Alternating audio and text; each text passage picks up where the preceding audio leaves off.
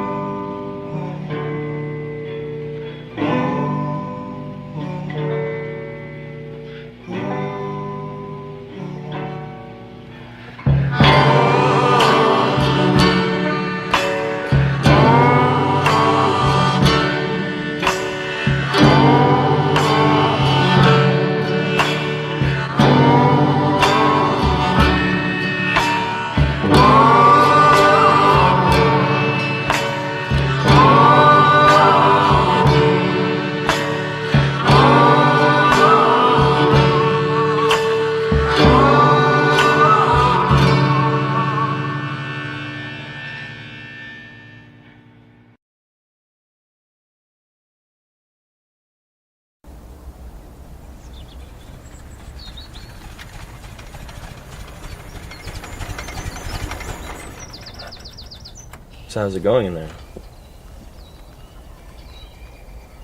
It's different. Really? For her? She's kind of the same.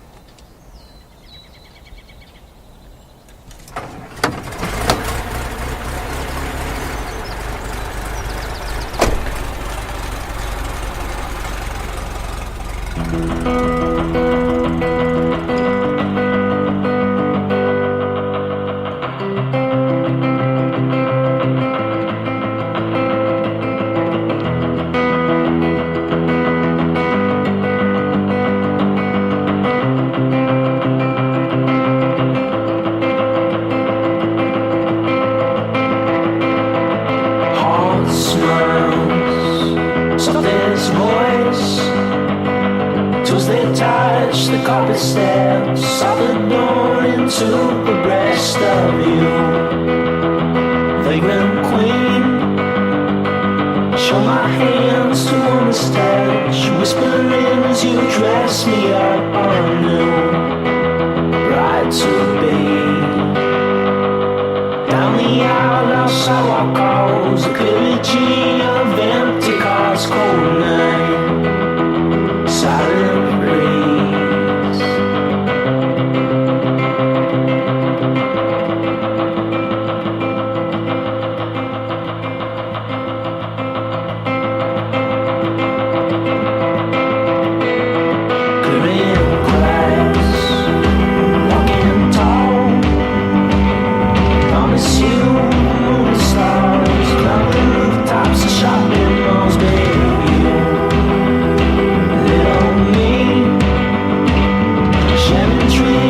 secret trace through the fields where shadows play their gaze. A toast to you. On the school and to the hall, write our names upon the walls of red, flying free.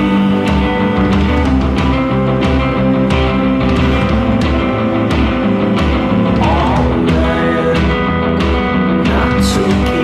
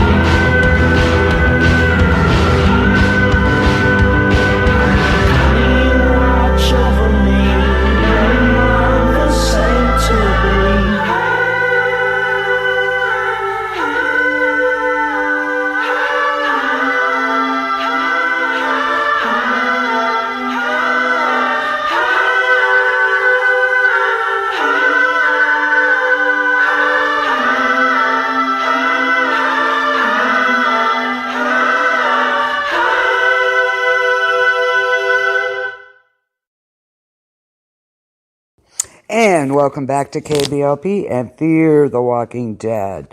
If you're just joining us, we're doing Season 4, Episode 5, Laura. We get John Dory's backstory. Yeah, it doesn't mean to rhyme, but it does. So, catch you up on a few things. We find out John is living a solitary life in a cabin by the river. We learn his routine, what he does every day. He makes eggs and coffee, does his chores, collects blueberries and plants, and plays Scrabble, and watches movies when he's bored. And when he's playing Scrabble, he settles on the word platypus. He has a hard time sleeping, though, and he lies awake staring at the ceiling until he hears a walker coming through the water. I love the water walkers, right? He'll get up and deal with it, or day breaks.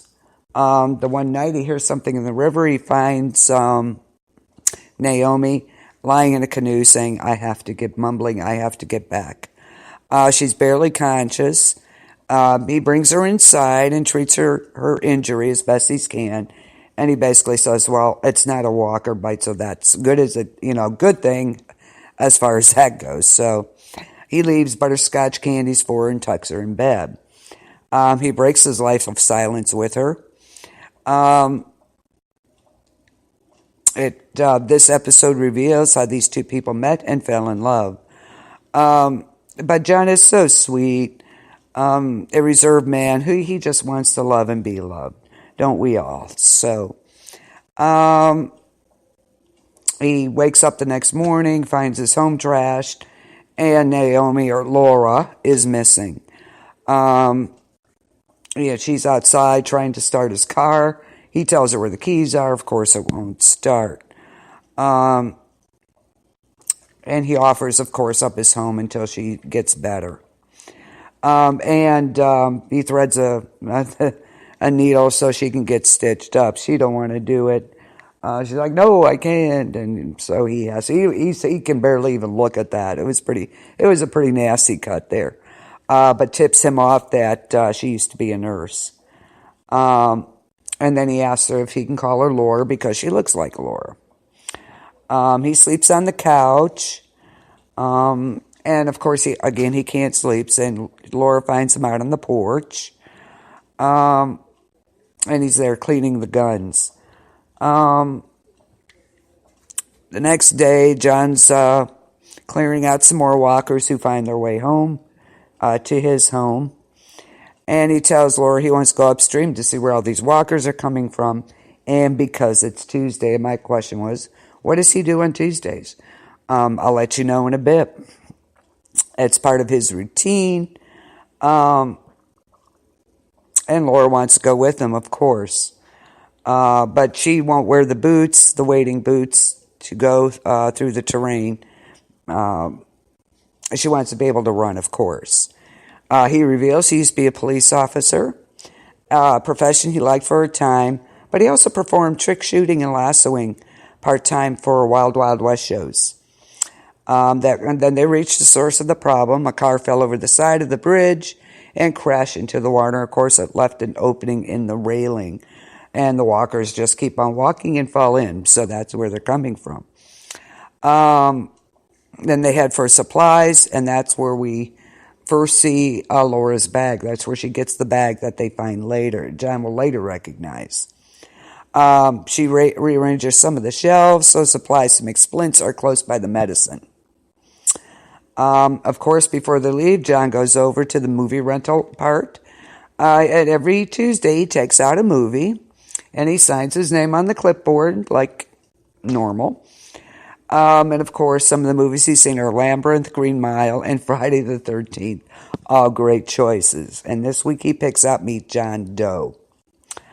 They look up, they go outside and see large sheets of metal above the gas pumps, and they take those back to the bridge to seal up the gap. Laura wakes up that night and finds John watching the movie with popcorn on the couch.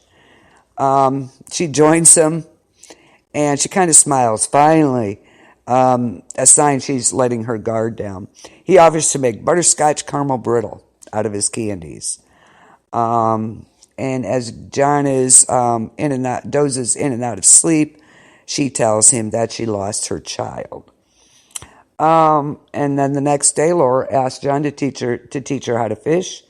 And, we see the flashbacks of them being together, maintaining the home, doing chores, playing Scrabble, and watching movies, which, of course, makes it much more difficult for John when Laura says she'll be healed enough to move on in the next few days. And, of course, his grief is stoked when they return to the bridge after walkers had broke through again. Laura had hot-wired a car, a skill she says she learned from a woman at a colony she had stayed with. He also sees she had grabbed one of its pistols without his permission.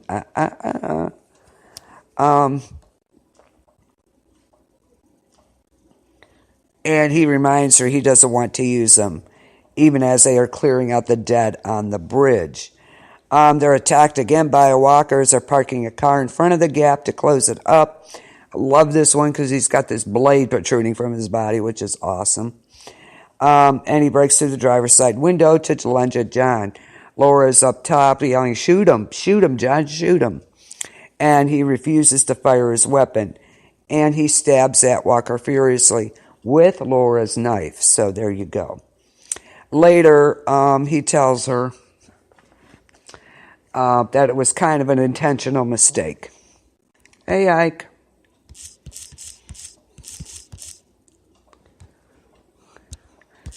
It was kind of an intentional mistake. He had stopped at a gas station, and a robber was in there robbing the store, holding up the gas station clerk. John said he had identified himself as a police officer, and he just wanted to nick his leg with the bullet.